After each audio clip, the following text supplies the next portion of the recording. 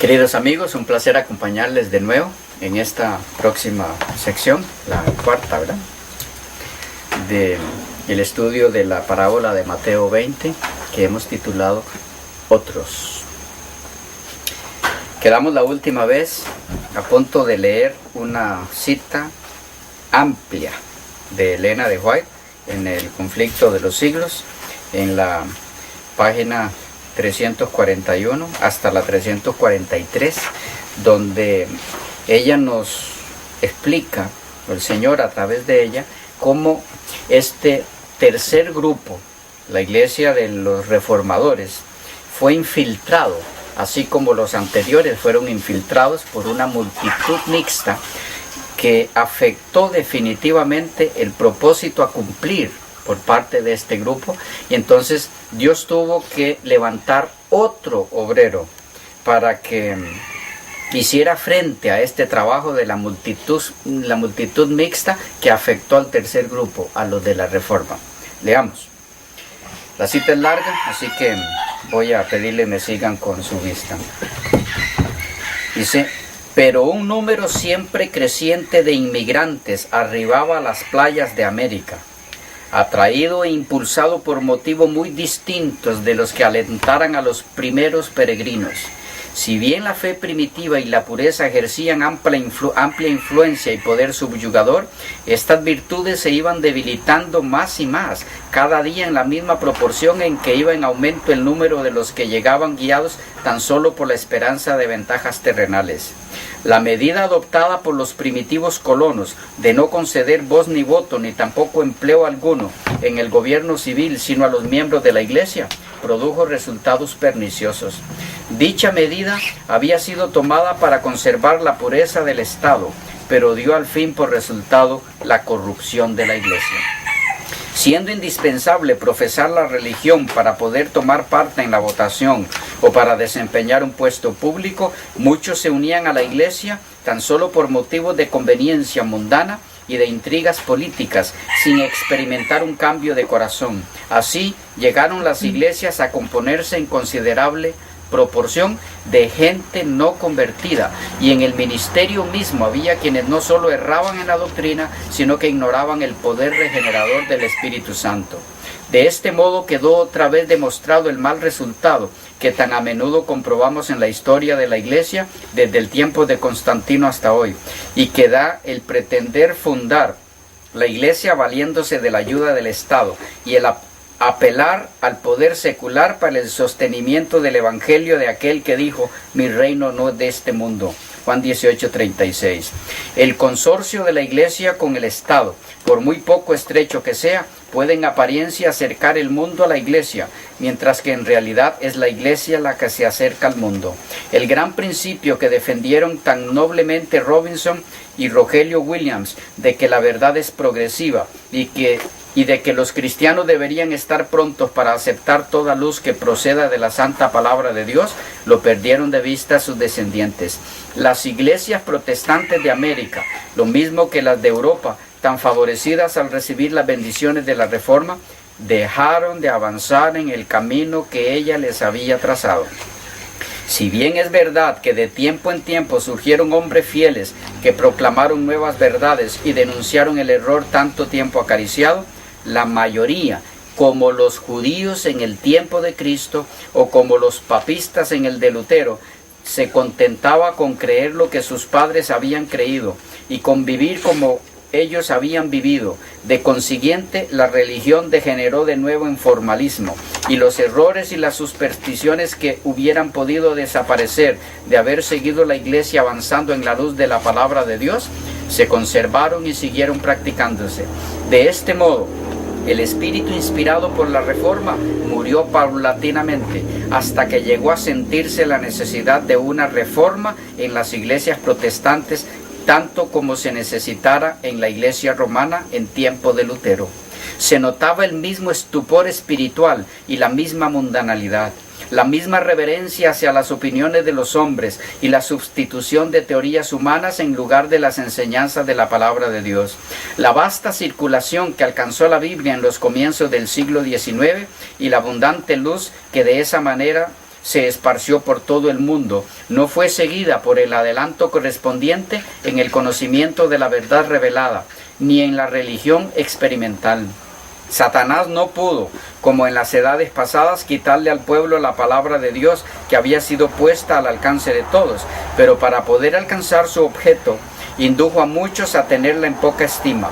Los hombres descuidaron el estudio de las Sagradas Escrituras y siguieron aceptando interpretaciones torcidas y falsas y conservando doctrinas que no tenían fundamento alguno en la Biblia. Viendo el fracaso de sus esfuerzos para destruir la verdad por medio de la persecución, Satanás había recurrido de nuevo al plan de transigencias que condujo a la apostasía y a la formación de la Iglesia de Roma.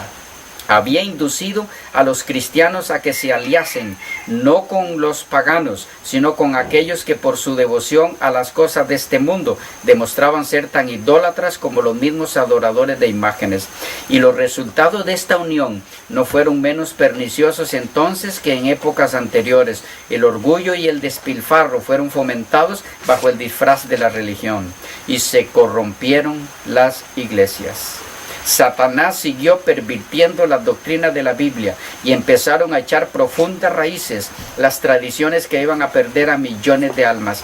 La iglesia amparaba y defendía estas tradiciones en lugar de defender la fe que una vez fue entregada a los santos. Así se degradaron los principios que los reformadores sustentaron y por los cuales sufrieron tanto. Y así termina esa larga cita, mostrándonos la forma triste en que la obra de la Reforma sucumbió por manos de la multitud mixta que se infiltró en ella. Esta incursión de la multitud mixta al seno de la Iglesia de la Reforma diluyó fuertemente la pureza de la verdad e hizo necesario el surgimiento de nueva luz,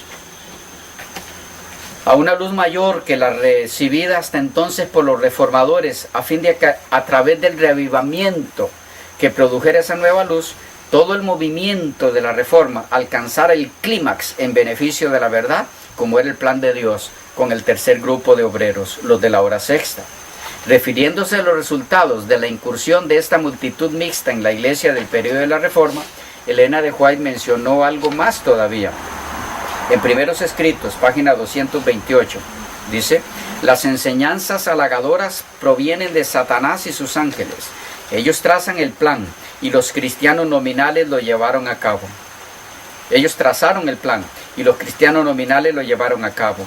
Enseñaron fábulas agradables que las gentes creyeron fácilmente y se agregaron a la iglesia pecadores hipócritas y descarados. Si la verdad hubiese sido predicada en su pureza, pronto habría eliminado a esa clase, pero no hubo diferencia entre los que profesaban servir a Cristo y los mundanos.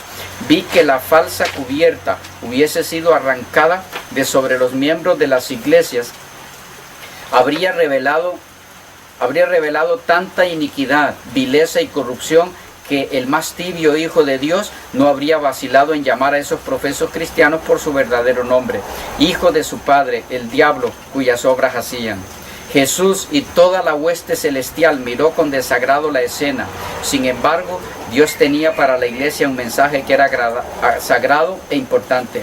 Si se lo recibía, produciría una reforma cabal en la iglesia, haciendo revivir el testimonio vivo que eliminaría a los hipócritas y pecadores y devolvería a la iglesia el favor de Dios. Fue así entonces como surge como uno de los últimos obreros de la hora sexta, el hombre a quien le correspondería cerrar la obra de la Reforma y con ella cerrar el periodo del tercer grupo. Leemos en la página 229 del conflicto de Primeros Escritos: Dios envió a su ángel para que moviese el corazón de un agricultor que antes no creía en la Biblia y lo indujese a escudriñar las profecías. Y en el conflicto de los siglos, aludiendo a lo mismo, dice: una gran obra de reforma debía realizarse para preparar a un pueblo que pudiese subsistir en el día de Dios. El Señor vio que muchos de los que profesaban pertenecer a su pueblo no edificaban para la eternidad, y en su misericordia iba a enviar una amonestación para despertarlos de su estupor e inducirlos a prepararse para la venida de su Señor. Pero hermanos queridos, De igual forma que con los reformadores que le antecedieron, Miller recibió fuerte oposición de los dirigentes religiosos del momento. Guillermo Miller. En Primeros Escritos, página 233 y 234 leemos: muchos pastores del rebaño que aseguraban amar a Jesús decían que no se oponían a la predicación de la venida de Cristo, sino al hecho de que se fijara una fecha para esa venida. Pero el omnividente ojo de Dios leía en sus corazones. No deseaban que Jesús estuviese cerca. Comprendían que su profana conducta no podría resistir la prueba, porque no andaban por el humilde sendero que trazara Cristo. Aquellos falsos pastores se interpusieron en el camino de la obra de Dios. Sin embargo, contra toda oposición de dirigentes no guiados por Dios, la obra de reforma de Miller produjo el resultado planeado por el Señor, hermanos queridos. En el mismo libro, la página 234, leemos: la verdad predicada con poder convincente despertó a la gente, que como el carcelero empezó a preguntar: ¿qué debo hacer para ser salvo? Pero los malos pastores se interpusieron entre la verdad y los oyentes, predicando cosas halagadoras para apartarlos de la verdad. Se unieron con Satanás y sus ángeles para clamar paz, paz, cuando no había paz. Quienes amaban sus comodidades y estaban contentos lejos de Dios, no quisieron que se los despertase de su carnal seguridad. Vi que los ángeles lo anotaban todo. Las vestiduras de aquellos profanos pastores estaban teñidas con la sangre de las almas. Los ministros que no querían aceptar este mensaje salvador estorbaron a quienes lo hubieran recibido. La sangre de las almas está sobre ellos.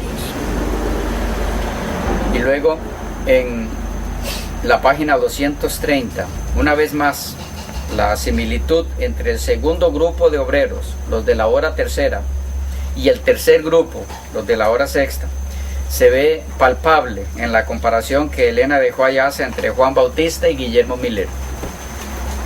Dice: así como Juan el Bautista anunció el primer advenimiento de Jesús y preparó el camino para su venida, también Guillermo Miller y los que se le unieron proclamaron al mundo la inminencia del segundo advenimiento del Hijo de Dios. Notemos cómo compara Miller con Juan Bautista. Juan Bautista fue el del segundo grupo y Miller el último del tercer grupo. Juan Bautista es utilizado por el Señor para anunciar al pueblo la venida del Mesías, la primera.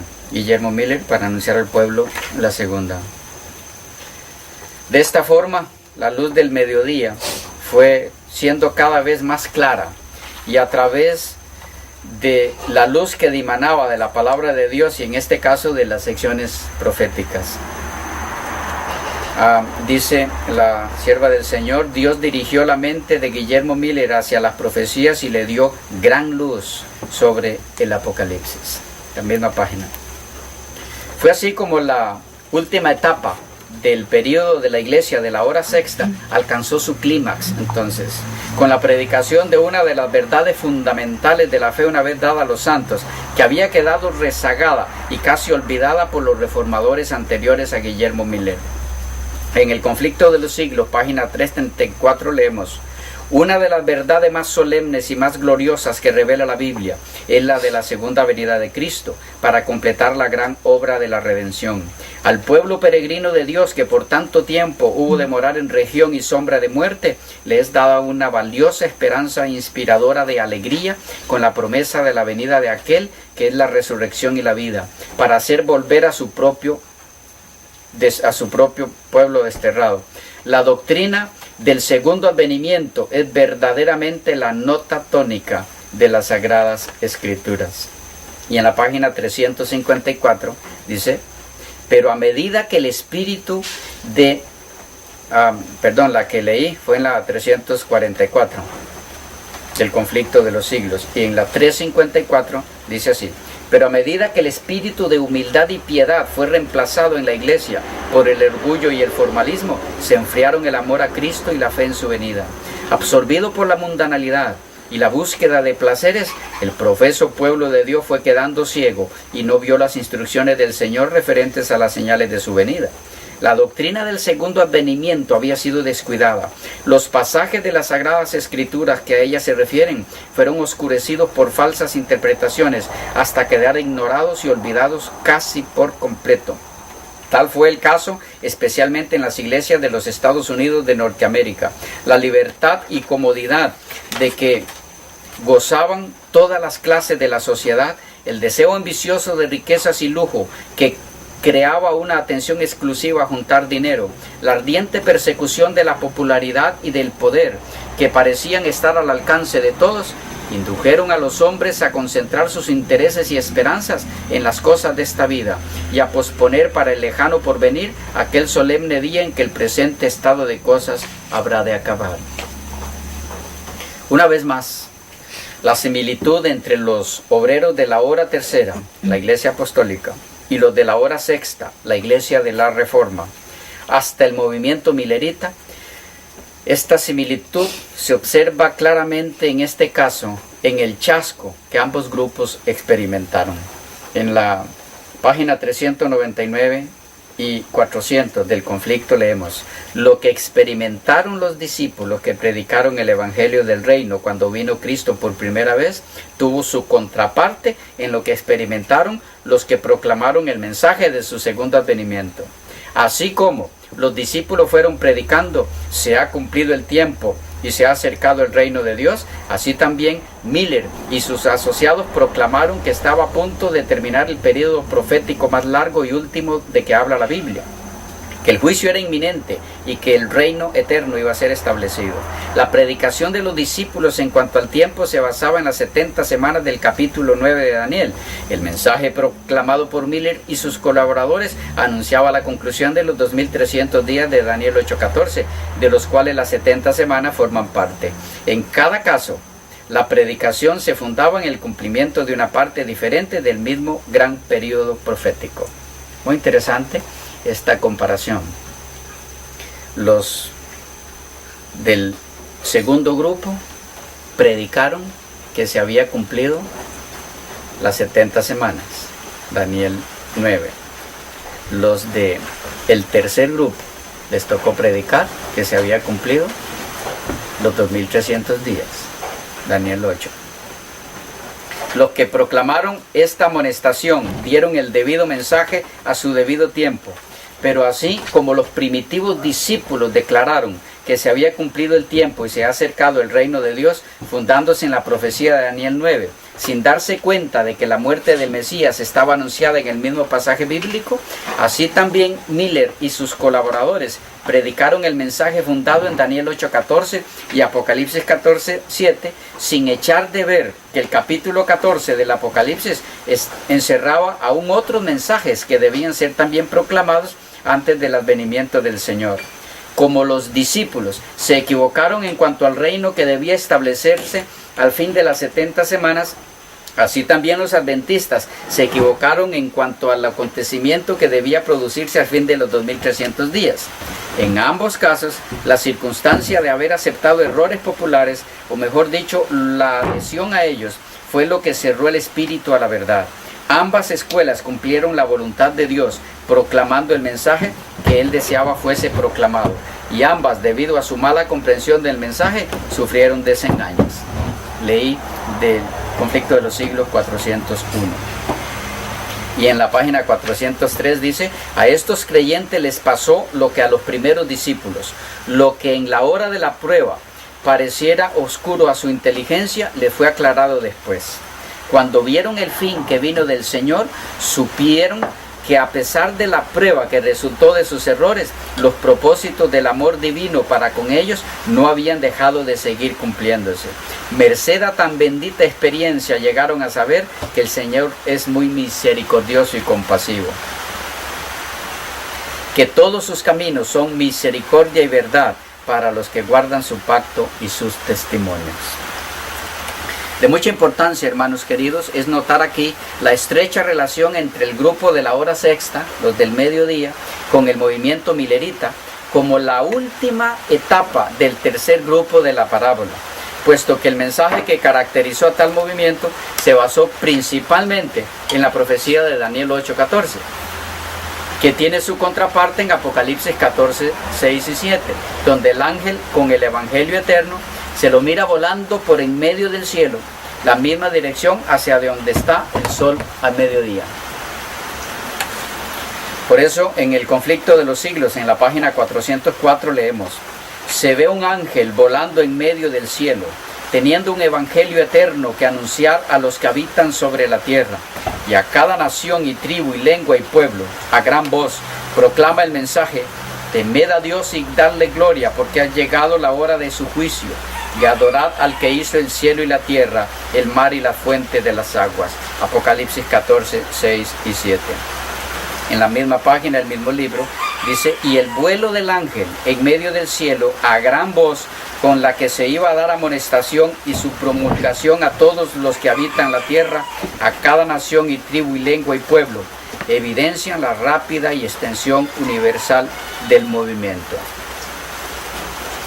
De igual forma, hay una gran similitud también entre ambos grupos, los de la hora tercera y los de la hora sexta, en el hecho de que en ambos casos los escogidos por Dios para proclamar su mensaje fueron principalmente, con muy escasas excepciones, humildes laicos. Es así que en el caso de Miller, Elena de White dice en el conflicto, página 417 y 418, algunos ministros dejaron también a un lado sus opiniones y sentimientos sectarios, y con ellos sus mismos sueldos y sus iglesias, y se pusieron a proclamar la venida de Jesús. Fueron, sin embargo, comparativamente pocos los ministros que aceptaron este mensaje. Por eso la proclamación de este fue confiada en gran parte a humildes laicos. Los agricultores abandonaban sus campos, los artesanos sus herramientas, los comerciantes sus negocios, los profesionales sus puestos, y no obstante el número de los obreros era pequeño comparado con la obra que había que hacer. Hermanos queridos, el movimiento fue llevado adelante por quienes gemían en su alma por las obras de una iglesia impía. En la página 418 del mismo conflicto, dice: la condición de una iglesia impía y de un mundo sumergido en la maldad oprimía el alma de los verdaderos centinelas, que sufrían voluntariamente trabajos y privaciones para invitar a los hombres a arrepentirse para salvarse. Y bueno, fue así como entonces el mensaje milerita, como el último pregón del grupo de la hora sexta, fue dado a su debido tiempo para cerrar el período de dicho grupo.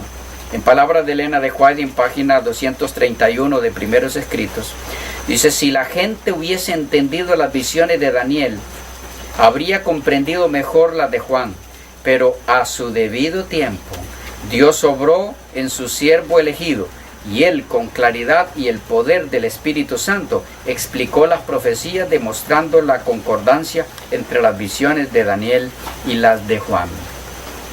Y en la página 234 dice: los más devotos recibían alegremente el mensaje, sabían que dimanaba de Dios y que había sido dado en tiempo oportuno. En la página 244, la profecía se cumplió en los mensajes del primer ángel y del segundo. Estos fueron dados a su debido tiempo y cumplieron la obra que Dios quería hacer por medio de ellos. Y al igual que en el caso del Bautista, nos dice la sierva del Señor en la página 233 del mismo libro, dice: al resonar la solemne amonestación de que huyesen de la ira venidera, muchos miembros de las iglesias recibieron el salutífero mensaje, y echando de ver sus apostasías, lloraron amargas lágrimas de arrepentimiento, y con profunda angustia de ánimo se humillaron ante Dios. Y en la página misma, del mismo libro, dice: millares de personas abrazaban la verdad predicada por Guillermo Miller, y se levantaban siervos de Dios con el espíritu y el poder de Elías para proclamar el mensaje. Como Juan, el precursor de Jesús, los que predicaban ese solemne mensaje se veían movidos a poner la segura raíz de los árboles, y exhortar a los hombres a que diesen frutos de arrepentimiento. Con el espíritu y el poder de Elías. Esto es interesante, porque en la página 231 volvemos a leer: quienes le oyeron a Miller, quedaron profundamente convencidos, y clero y pueblo, pecadores e incrédulos, se volvieron hacia el Señor y buscaron la preparación para estar en pie en el juicio.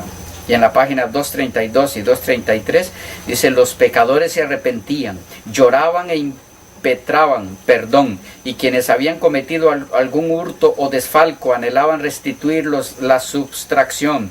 Los padres sentían profundísima solicitud por sus hijos. Y luego, en una cita algo extensa del conflicto de los siglos, 4:18 y 4:19, en esta misma línea, como con el espíritu y el poder de Elías predicó Miller, como lo hizo Juan el Bautista, dice la sierva del Señor: por todas partes se oía el testimonio escrutador que amonestaba a los pecadores, tanto mundanos como miembros de la iglesia, para que huyesen de la ira venidera.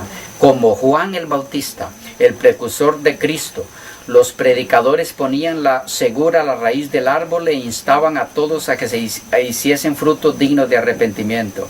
Sus llamamientos conmovedores contrastaban notablemente con las seguridades de paz y salvación que se oían desde los púlpitos populares, y donde quiera que se proclamaba el mensaje, conmovía al pueblo. El testimonio sencillo y directo de las Sagradas Escrituras, inculcado en el corazón de los hombres por el poder del Espíritu Santo, producía una fuerza de convicción a la que solo pocos podían resistir. Personas que profesaban cierta religiosidad fueron despertadas de su falsa seguridad. Vieron sus apostasías, su mundanalidad y poca fe, su orgullo y egoísmo. Muchos buscaron al Señor con arrepentimiento y humillación. El apego que por tanto tiempo se había dejado sentir por las cosas terrenales, se dejó entonces sentir por las cosas del cielo. El Espíritu de Dios descansaba sobre ellos, y sus corazones ablandados y subyugados se unían para exclamar: temed a Dios y darle gloria, porque ha llegado la hora de su juicio. Los pecadores preguntaban llorando: ¿qué debo yo hacer para ser salvo? Aquellos cuyas vidas se habían hecho notar por su mala fe deseaban hacer restituciones. Todos los que encontraban paz en Cristo ansiaban ver a otros participar de la misma bendición. Los corazones de los padres se volvían hacia sus hijos, y los corazones de los hijos hacia sus padres. Los obstáculos levantados por el orgullo y la reserva desaparecían. Se hacían sentidas confesiones, y los miembros de la familia trabajaban por la salvación de los más cercanos y más queridos. A menudo se oían voces de ardiente intercesión. Por todas partes había almas que con angustia luchaban con Dios. Muchos pasaban toda la noche en oración para tener la seguridad de que sus propios pecados eran perdonados, o para obtener la conversión de sus parientes o vecinos. Todas las clases de la sociedad se agolpaban en las reuniones de los adventistas. Ricos y pobres, grandes y pequeños, ansiaban por varias razones oír ellos mismos la doctrina del segundo advenimiento. Hay muchas citas aquí, pero creo que he leído demasiadas. Déjenme leerles una más, en la página 419. Ricos y pobres, grandes y pequeños, ansiaban por varias razones oír ellos mismos la doctrina del segundo advenimiento. El Señor contenía el espíritu de oposición, mientras que sus siervos daban razón de su fe. A veces el instrumento era débil, pero el Espíritu de Dios daba poder a su verdad. Se sentía en esas asambleas la presencia de los santos ángeles, y cada día muchas personas eran añadidas al número de los creyentes. Siempre que se exponían los argumentos en favor de la próxima venida de Cristo, había grandes multitudes que escuchaban embelesadas. No parecía sino que el cielo y la tierra se juntaban. El poder de Dios era sentido por ancianos, jóvenes y adultos. Los hombres volvían a sus casas cantando alabanzas, y sus alegres acentos rompían el silencio de la noche. Ninguno de los que asistieron a las reuniones podrá olvidar jamás escenas de tan vivo interés. La predicación de Miller, hermanos y amigos queridos, quitó la máscara a muchos profesos cristianos que tan solo simulaban serlo.